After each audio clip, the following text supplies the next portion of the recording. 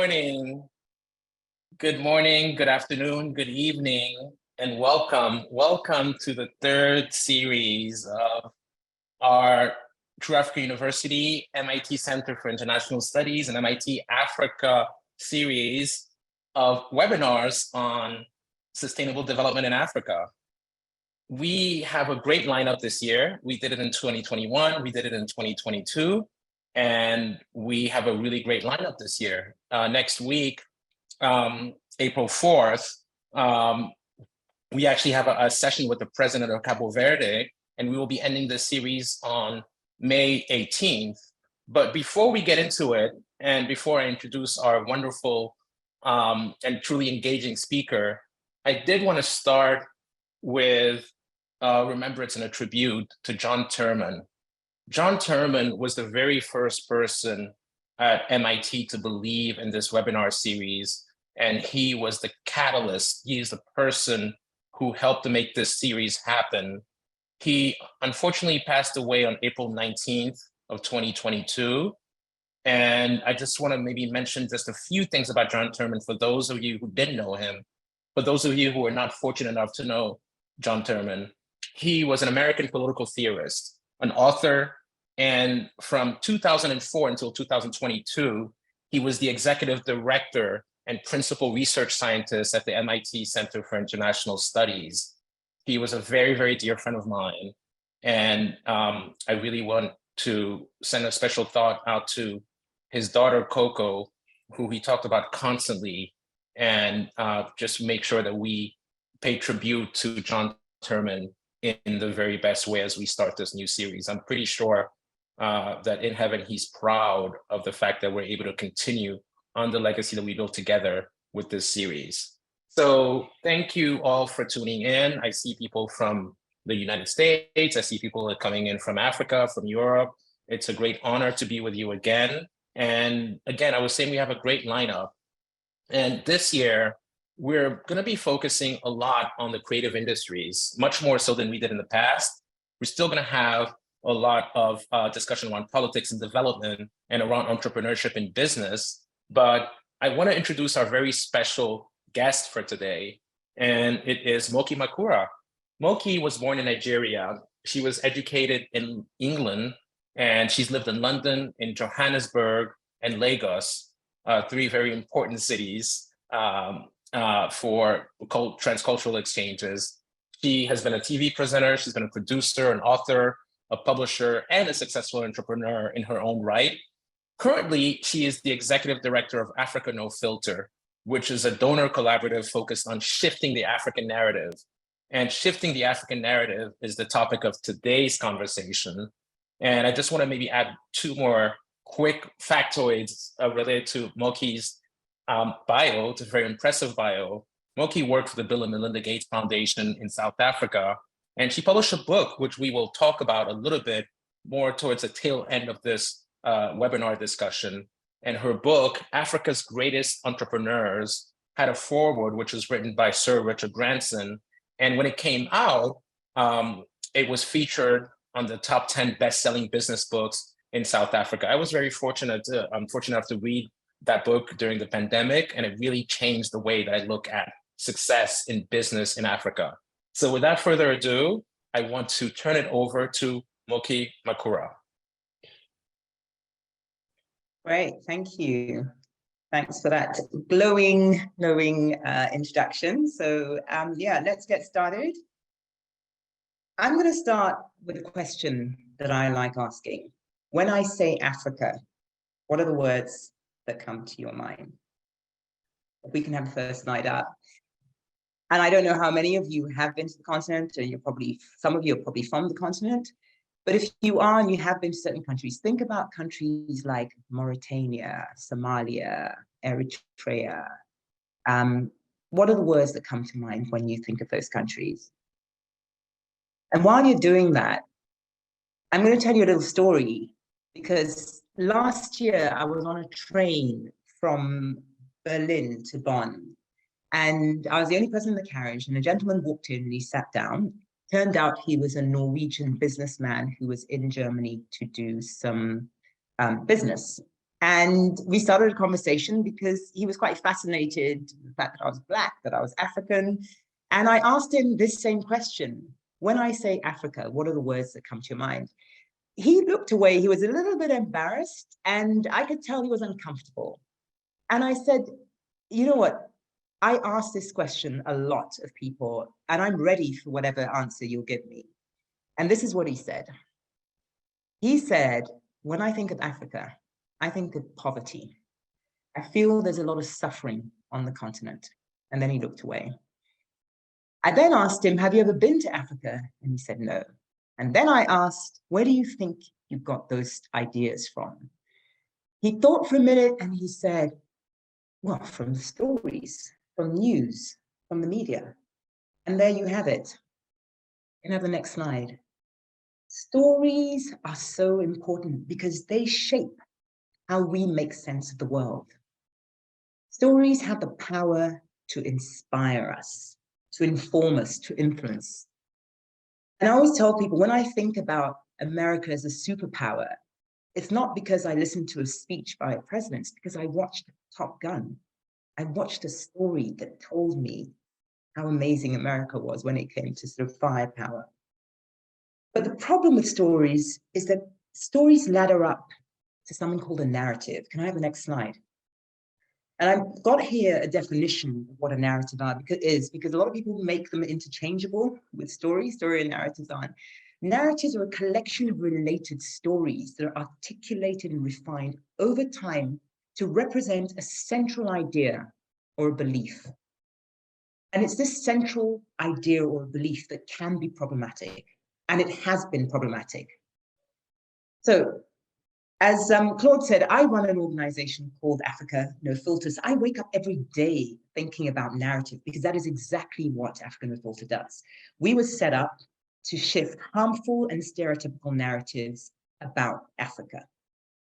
If we just have the next slide, I just have a couple of things about what we do. We have a vision where the prevailing narrative about Africa are just reflective of actually a dynamic continent. But we also want to create the conditions under which the stories and narratives about Africa are better represent the continent. And we do a couple of things, but essentially, when I first started this organization, which is just as COVID broke, one of the first things that I did was try to figure out what are the stories people tell about Africa in order to figure out what the narratives were. So we did a report, we did a literature review. We looked at about 60 different academic documents, reports, articles written by academics who've been looking at this stuff to figure out what did they think were the stories, the framing of the stories. If we go to the next slide, you'll see. There are 5 main frames through which most stories, not all, but most stories are told about Africa. If you just press again, and it's this. It's poverty, corruption, conflict, poor leadership, and disease. And if you think about the stories about Ebola when it happened and HIV in South Africa, you can probably think of a story about any country in Africa and relate it back to one of those frames. So from these 5 frames, we deduced that there were 3 key narratives about Africa that were persistent and to this day, people still think about. If we can just have the next slide. And it's these. The 3 narratives that are persistent about Africa is that Africa is broken. Africa is dependent, and that Africans, we lack the agency to make the change that we need to see. And I'm going to tell you why narrative matters, because a lot of people have said to me, well, you know, China doesn't really care about its narrative. And, you know, so what if the narrative is that? I'm going to tell you 3 reasons why I feel that narrative is important and why an organization like ours is actually trying to work on it. If we go to the next slide. I think there are 3 key impacts to narrative. One is that it does have an impact on the way aid flows into the continent and the relationships between beneficiary countries in Africa and the global North countries who are giving us the funds. The second big impact it has is on business and investment into Africa. It's a well-known fact about the perception of risk makes the cost of money in Africa so much more expensive. And the third one, and this is the one I particularly care about, is that narrative impacts how the world sees us, but also how we as Africans see ourselves. And I don't know how much you can see about this picture, but this picture was the story that happened last year where 3 or 4 young men, they're sitting on the hull of a ship and they were on there for 11 days, escaping Africa to come to Europe because the world has told them that there is no Africa dream. There is an American dream, there's a British dream, there's a European dream. They risked their lives to sit on a boat for 11 days, on the hull of a boat. And that for me is absolutely, absolutely horrifying. So for the next sort of 10 minutes, I'm just going to take you quickly through 3 things. If you just change the slide quickly. I'm going to take you through the past. How did we actually get to this point where those young men are sitting on the hull trying to escape a continent? And then I'm going to talk about the present, where we are today, which is not bad. But then I want to talk about the future, where we actually could be tomorrow. Let's go to the next slide. 1985. Does anybody, oh, you've given it away. I was going to say, does anybody remember what happened in 1985? If you do, just write it in the chat, but you've got the answer here. 1985 was a culturally iconic moment, and it was a year that sealed or that defined Africa in an entire generation of people as a failed and broken continent. 1985 was 37 years ago, 38 years ago. I was in my late teens, and I remember watching Live Aid, this massive concert where literally anybody in the celebrity world, singers, this is a big thing that Queen did their big concert on, as a big movie filmed around this. All these people came in front of millions of people and millions more watching on television like me to save Africa. And I remember thinking, oh gosh, yes, we need to do something about Africa. And then for a minute, I thought, but hold on a minute, I am African. And this is not the Africa that I remember or that I know. And for me, that was a pivotal moment for me, that there is more than one story about the continent. And I'm going to explain how 1985 came to be. Let's just take to the next slide.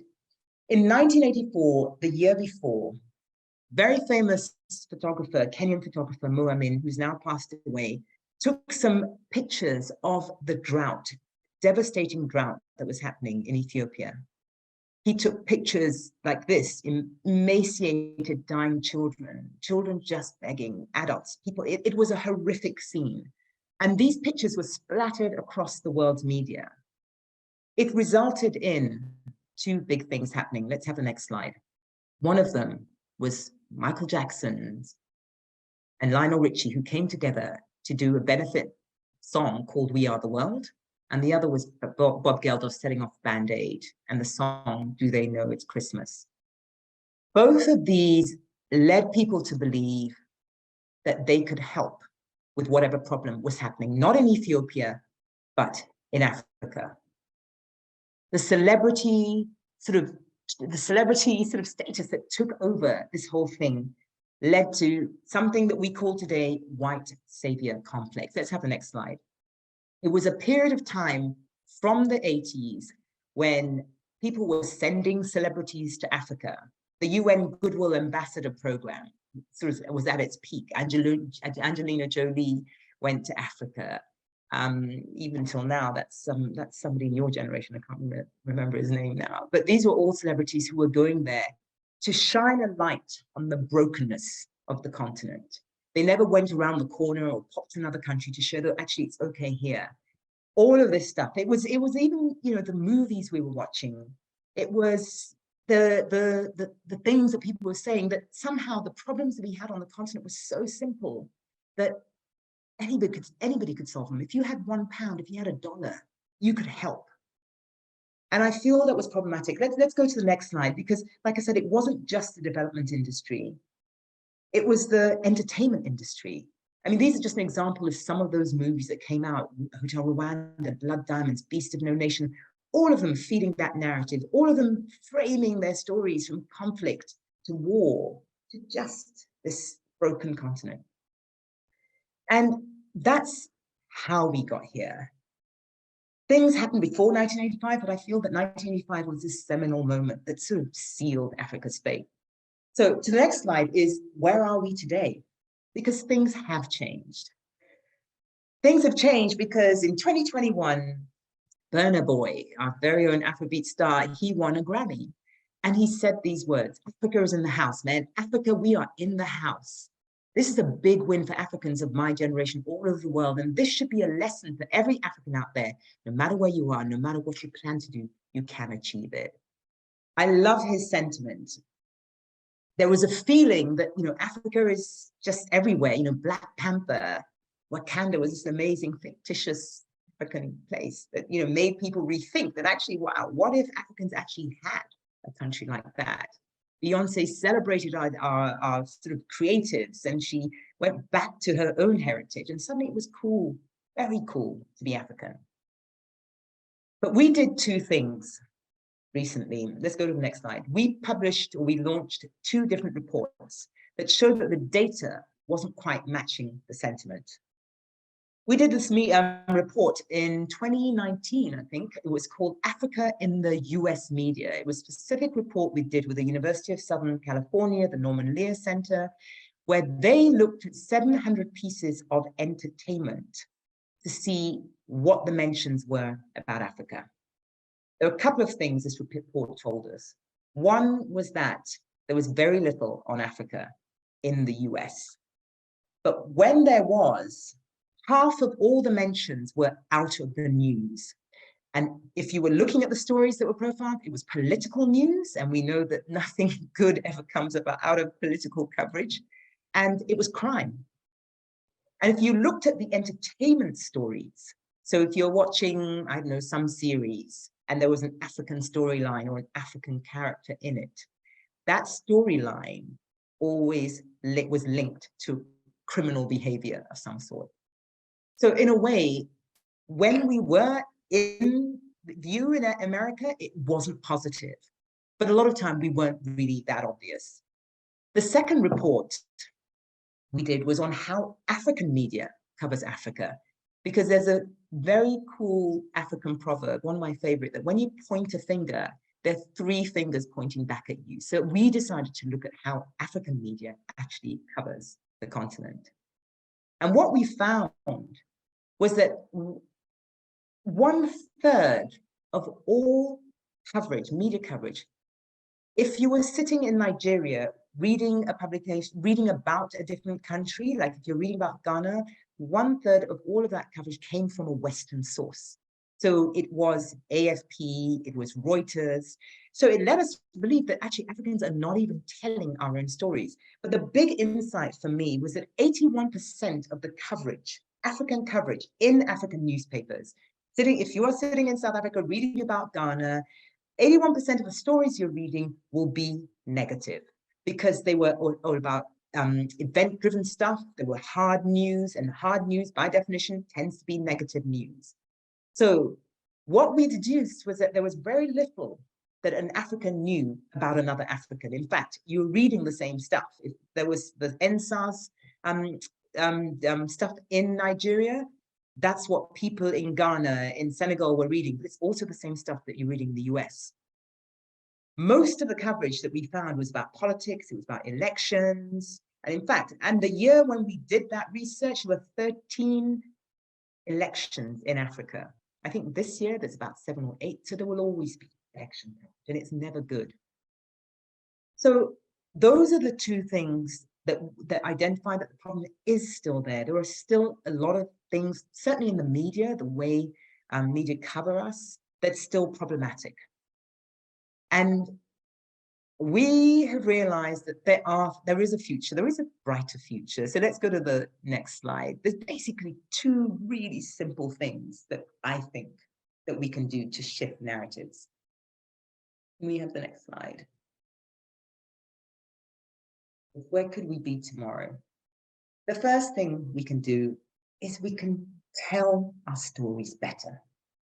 The stories that we tell of poverty, of conflict, of corruption, we don't have to make those things the hero of the story. And I'll give you a quick example. The End SARS coverage, and for those of you who don't know what End SARS was, it was a movement in Nigeria, protest by young people against police brutality. And it ended badly, and eventually a lot of young people were shot and killed by the police and government. But what we found from the stories that we analyzed was that they made conflict actually the hero in that story. But you could reframe that End SARS media coverage to say, actually, it was young people in Nigeria taking agency to make change. It was about change, which is not a negative framing. And so we can tell difficult stories, but we can do it in a better way. The second thing we need to do, if you just stop again, is to tell better stories. And by that, I just mean, let's just find the stories, the positive stories, the good stories, to balance out the negativity. And I'm always very careful to say at this stage that the work that we're doing and what we're recommending is not a PR campaign for Africa. We're not trying to say nothing bad ever happens in conflict. It will happen. This is, it's the nature of the world. We need to tell those stories in a way that we're not reinforcing the stereotypes. But better still, why don't we come up with all the multitude of the amazing progress, the stories, the individuals who are doing amazing things? And, last week I happened to speak to 700 young, amazing young people who are doing just amazing things. They're part of this Mandela Washington program. And I said to them, that's 700 positive stories. 700 stories that show agency, that we actually have the agency to make the change that we want. So I think there's a couple of things that are happening and a couple of things that Africa No Filter itself is actually doing. And when we talk about better stories, I feel that media, traditional media, are missing the boat on this. There's research that shows that the world is tired of sad and bad news. And what we're seeing is an increasing number of young TikTokers and content creators who are creating their own content that's upbeat, that's inspirational, that's fun. Comedy is one of the fastest growing genres for content creators because people tune into it. So I feel there's a better way to tell stories about the content that makes people feel better. And I'm just going to end on a slide that shows some of the things that Africa No Filter itself is doing. You just go to the next slide. The things we're doing to help people tell stories better, we've launched something called an ethical storytelling handbook. 8 simple steps to help you tell your story better. And essentially, it's a way of not making yourself, if you are in the development world, the hero in the story. And I'll give you a quick anecdote, a quick example of this. There's this photographer called Tunde Alabi-Handayan, who has done work for UNICEF, and he was tasked to go into an internal displacement camp in Nigeria and take pictures of the families who've been left homeless from Boko Haram. They've been moved from their area and they were in this camp. Because he was Nigerian himself, he wanted to do something different. He didn't want to just come in and take pictures of their misery. And one of the many things he did, and this one for me really showed how we bring our own biases to our storytelling, is that he gave the children in the camp cameras. He left the cameras with them for a couple of days and he came back to find out what pictures they had taken. And when he looked at the pictures, it was like a light bulb went off in his head because the kids had taken pictures of, there was a cat, one had taken a picture of his pet, another taken a picture of his mum cooking, another taken a picture of somebody washing a car. The point was that their lives were normal.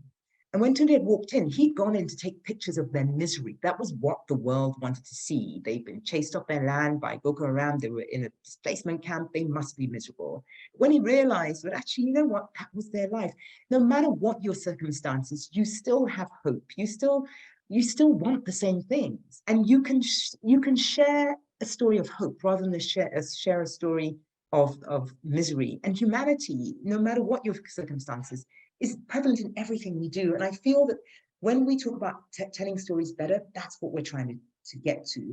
Don't always focus on the negative. Don't always focus on the, that framing, because it's what the world expects. We've also got a booklet called Why Change the Way We Write About Africa, which is just a good read, I think. And then we've got something else called Global Media Index for Africa, where we are actually ranking 20 global media outlets on how they cover the continent, from content analysis to just what does the headline say. And I think that's really not about highlighting what's bad. It's actually more about highlighting what's good. So what does a good, difficult story look like on the continent? The other thing we are doing to tell better stories is we have got a news agency. It's actually launched directly off the back of the research we did on how African media covers Africa, where we basically realized that the only stories that were available were the stories from AFP, Reuters, and their work is different, their agenda is different, their news agenda. So we created a story agency that literally just peddles in positive stories, good stories, not even good news, just stuff that shows the continent is progressing. And then we're a grant maker, so we give grants to content creators who are trying to tell positive stories. For example, this lady, Mariam Bulu, who runs a TikTok account called Habari and Gemma, and she has about 4 million views of some of her content. And she just says she was tired of all the sad and bad news, so she created her own content. It's news, it's factual. So she did that. And we fund them, we fund people like that, because we, as African Affairs, cannot make the change we need ourselves. So I'm gonna end now with 2 videos. If we can go to the one, which just highlights one of the things that we've done. If we can just play this video.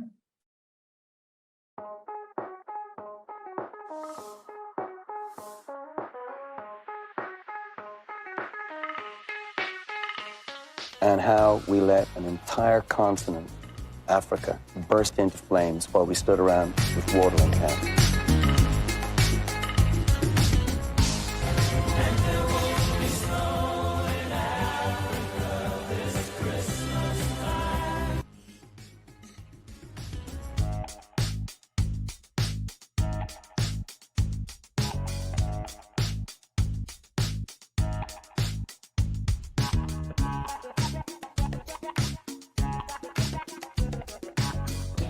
Are there bookshops in Nigeria? I think it reflects very poorly on French people that you have to ask me that question. Currently, for every 14 billion that France takes out of Africa, by the time they finish investing it in the French stock market, they are realizing upwards of 300 billion. And yet France has the audacity to then look at African countries and call them poor countries.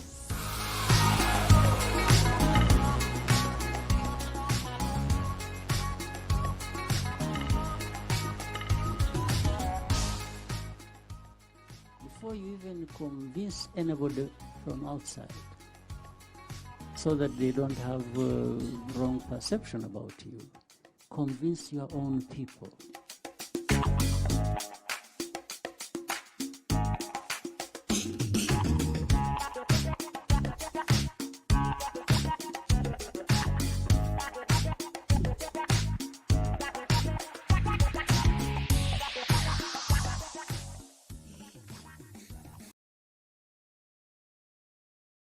And I just want to, I don't think there's anything more I can add to that, but before we show this other quick video, if there's anybody still that's listening that still thinks, well, don't know what all this narrative stuff's all about, I just want to show the next video and then we'll wrap up. It's just very short, the next one, yeah, just 32 seconds of it.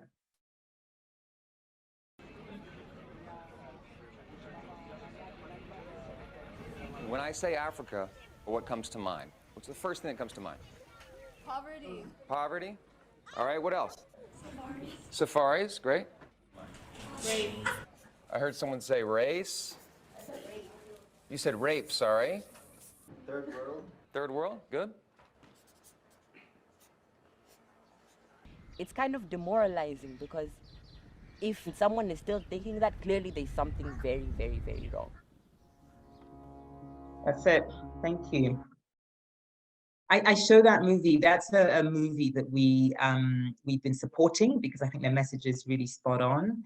But I feel that there is a lot of work that needs to be done. We're in a good space, and I feel that we've got a bunch of really enlightened people who are beginning to understand that the way we think about Africa needs to change because that is not who we are as Africans. And one of my favorite, what do you call it? I don't know what it is, but it's this. It's until lions learn to write, hunters will tell their stories for them. It's my favorite proverb. That's what I was going to say. Thank you, Claude. Thank you, Moky, for yet another fascinating discussion. You and I are fighting the same fight. I mean, I've been fighting these African stereotypes since I was a 23-year-old media entrepreneur starting my first magazine. So I've been doing this for a long time. But in the interest of time, I really wanted to start perhaps with a disclosure. Africa No Filter is a funder of my media company, True Africa. So it's important for me to say that, straight up in the way that MIT is one of the funders of the True Africa University project. So it's important to start there. And I did want to share, something that happened yesterday. Yesterday, I was in Cambridge, Massachusetts. I was at MIT, and I was sharing with a couple of friends who are students how excited I was about today's session. And one friend who actually lives in Sierra Leone said, why don't we try something? Let's just Google Africa and see what the first thing that comes up. I had never done that actually. So I Googled Africa, and of course it was an image of an elephant and then an image of a UNICEF child that was totally malnourished and obviously looking like that child was about to die. And so that was the first thing that came. I said, well, why don't we also Google France?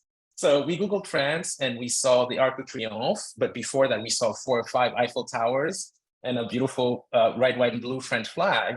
And then one of other students said, let's Google America. In America, you see Statue of Liberty, you see the US flag.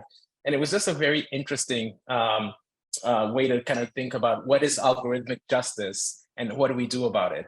So there's so much that I can share about that. But I did want to, in addition to this observation, I did also want to share something about some of the frustrations I've had personally with other Africans not really being very educated about Africa. So when I first started going to South Africa 22 years ago, most of the South Africans that I met, Black South Africans, white South Africans, they didn't even know about my country, Togo. They didn't know where, they were unable to locate Togo on a map. And I want to say more than half of them didn't even know where Togo was. So that was a little bit frustrating to realize that even Africans are very poorly educated about Africa, which is one of the reasons for this entire True Africa University project. And so that's a way to kind of lead into a question that that came from actually Eunice Icy, who will kind of take over my moderator role in about 10 minutes. She is a master's level student at MIT, and she has a few questions that she wants to ask you, Moky, but I do want to preempt it by asking one of the questions that she shared with us. And the question relates to my own experiences and some of the things that you and I, Moky, have been talking about. And her question is, what is the current narrative of Africa as viewed in the West, and how does it compare with the narrative that Africans have of themselves? I think that's a very important question.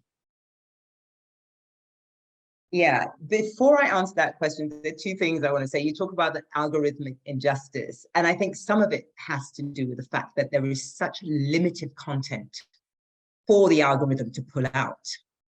So one of the things that I know is that there's less than 3% of the English content on Wikipedia, for example, is about Africa. There is more on Paris, the city, on Wikipedia than there is on Africa. So we actually have to balance the amount of content. So even when the algorithm goes in to look for stuff, it's actually got stuff to search through that could actually give you a different perspective. That's the first thing I wanted to say.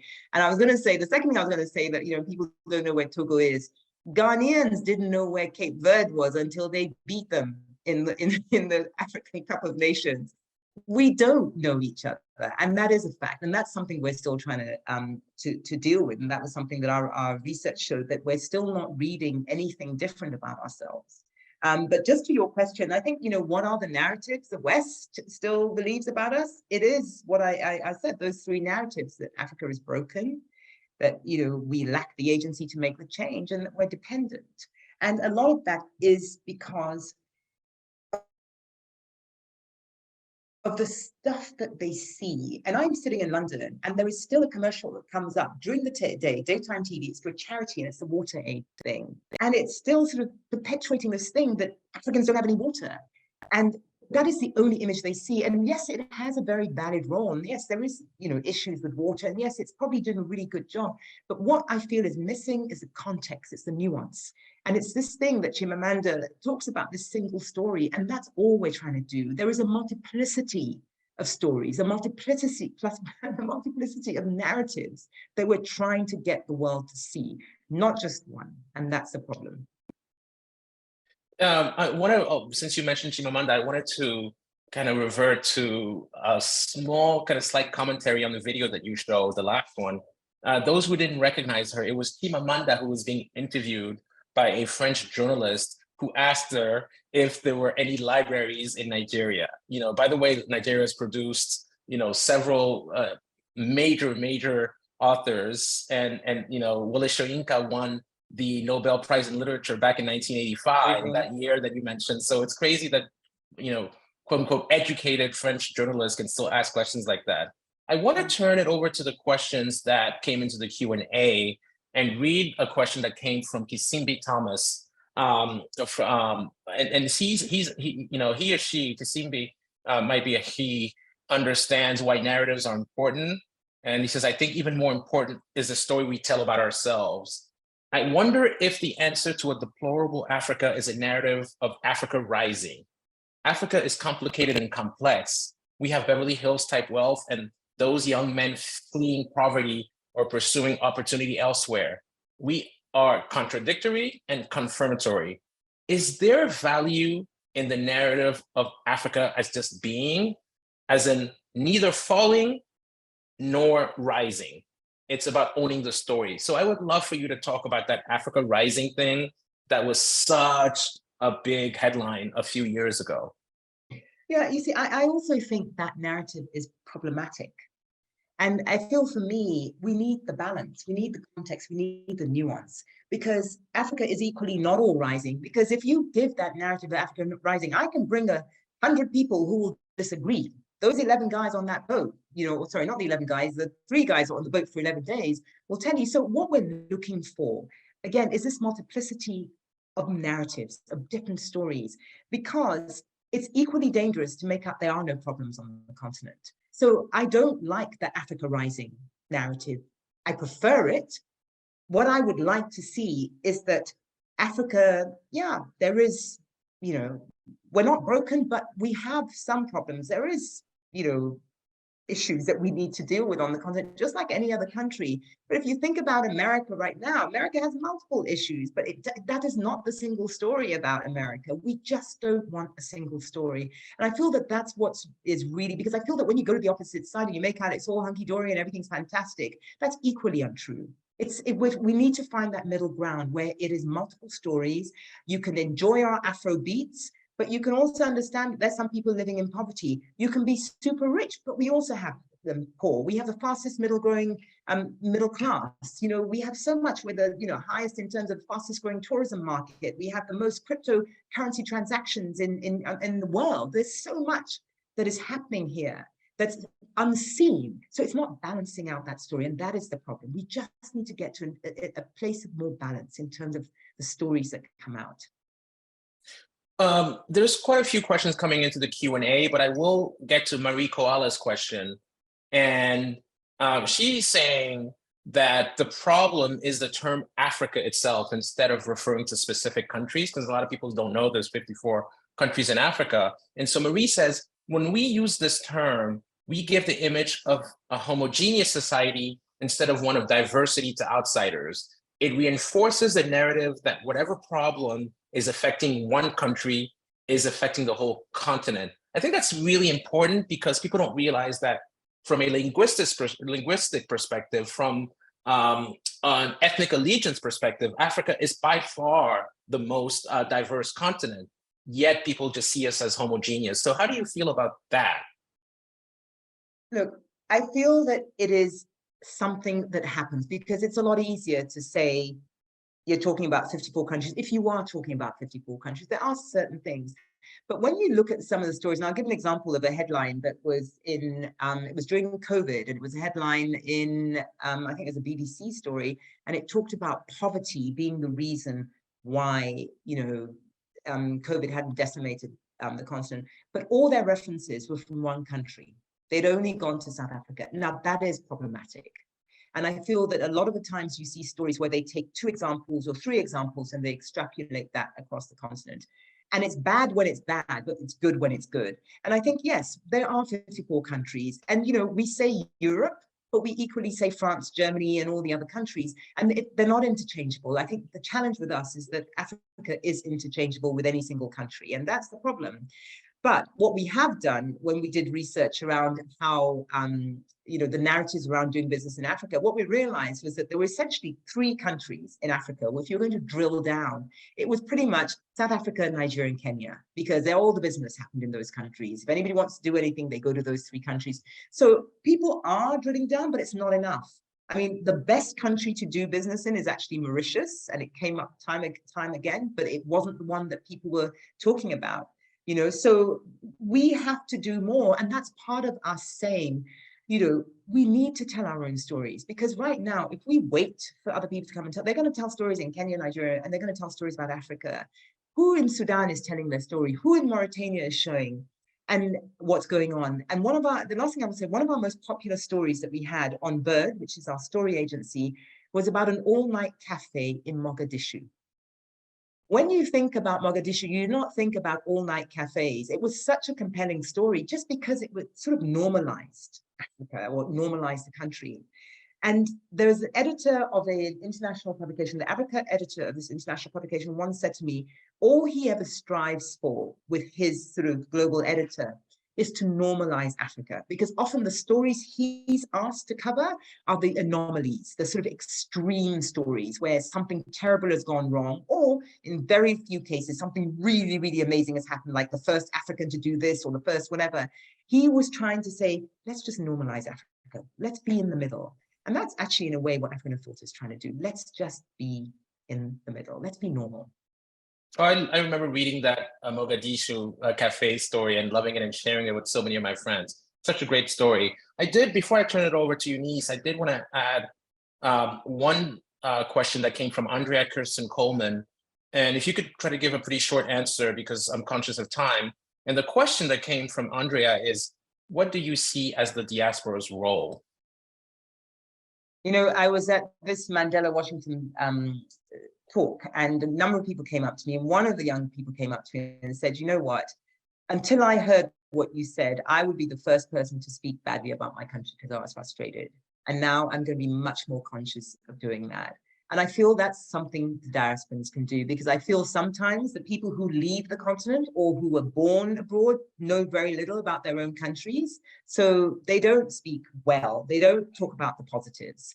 And I think your role is that you are there and you're actually at the forefront of where you probably feel the impact of the narrative, because you walk into a room and somebody says, oh, you're African, they've already made some decisions about you that probably are not true. So I feel that you actually have more exposure to this narrative impact than an African sitting in Africa. And I feel that you have a role to just know about your own country.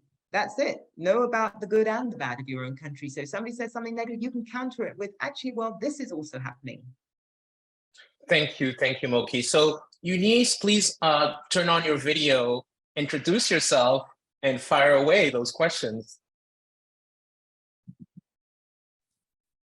Yes, thank you, Claude.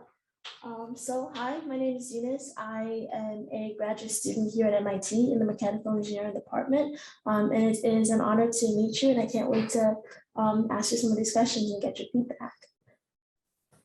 So for the very first question that I had, I was watching your TED Talk, the one on the YouTube. And in that talk, you mentioned that the West was not ready to see Africa in a new light. The West was not ready to acknowledge a new narrative.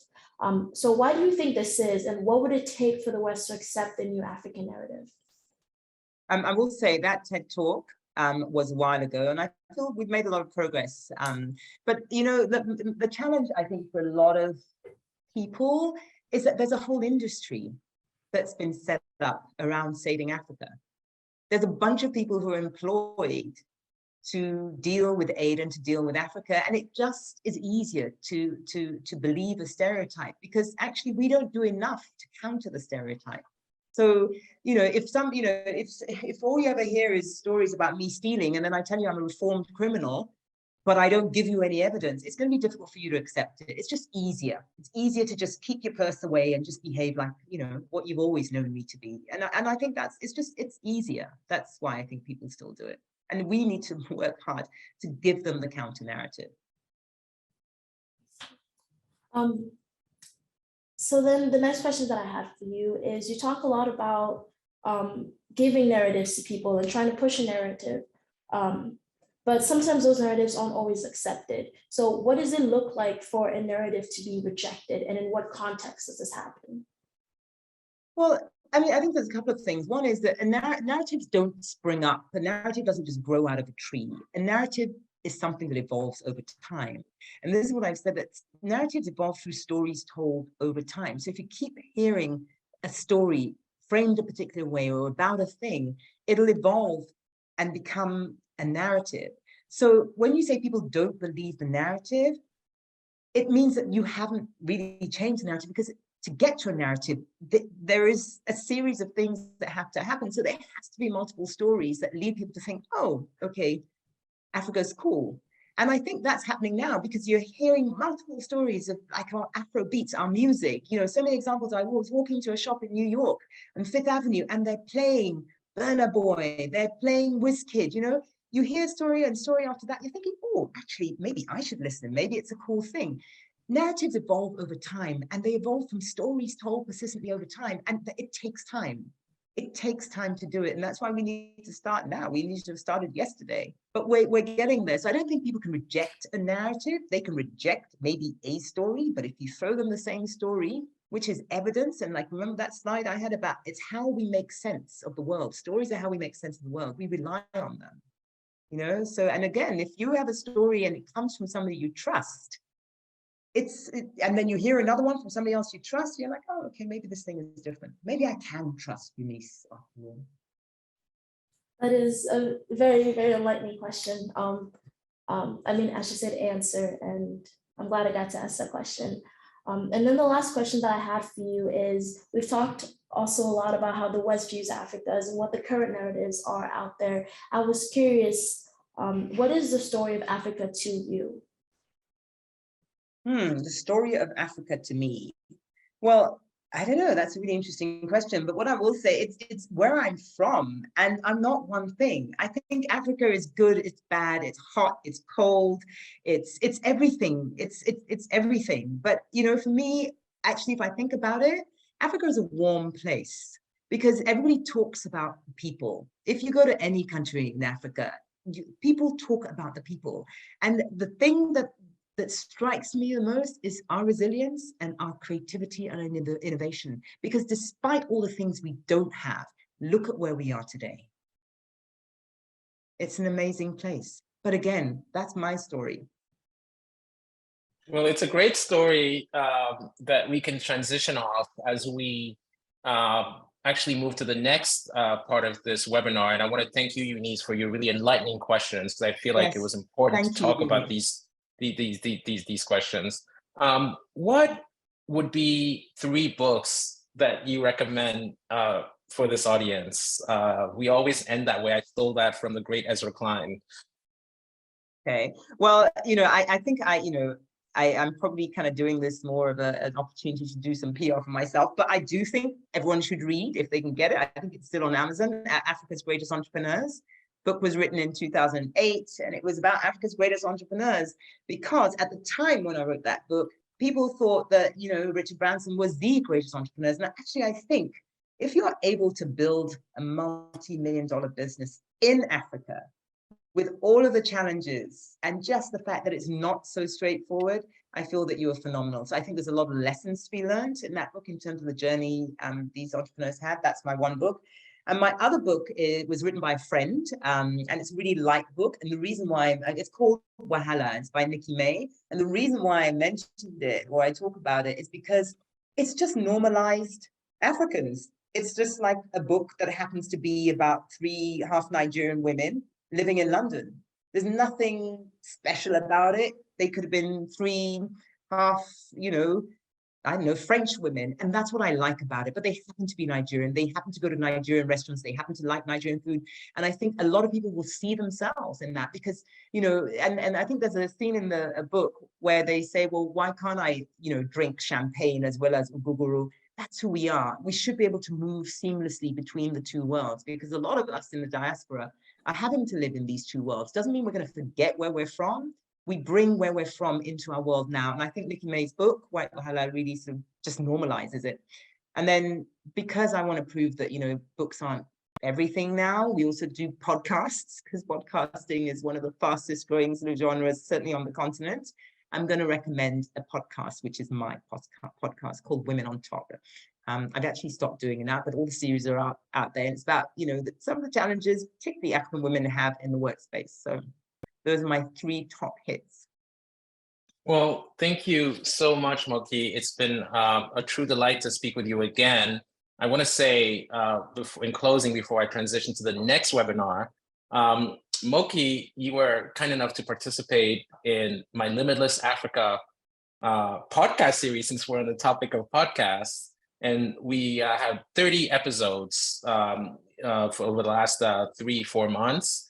And the episode that you participated in, similar topic, was one of the top 3 most popular podcasts, which is also broadcast across radio stations in Africa. This is a project that is funded by the US Department of State, the same team that oversees the Mandela Washington Fellows that you and I are both fortunate enough to work with. So it's been a pleasure to have you here with us today, Moky. Always so interesting. I want to shift gears and talk about next webinar, which is not next week, but it's a week after next. We are very, very fortunate to be able to have His Excellency Jose Maria Neves, President of the Republic of Cabo Verdes at MIT with us. And it's going to be a hybrid session on April 4th at 12 p.m. So I will be interviewing the president in Samber for those MIT campus people. And we will also have it available for live as well for those who can only come in virtually. So look out for that. We have, after this one, we have 7 more sessions for this True Africa University website webinar. And I want to encourage you to go to the trueafricauniversity.com website if you want the full presentation that Moky gave us today, that will include the books and her podcast that you can find on any good podcast platform. So again, thank you all for your time. We will see you on April 4th at 12 p.m. and it's going to be a great session. The first time we actually have a sitting head of state participating in the webinar series. So thank you all. Good evening, good morning for some of you, and good afternoon for others. Bye.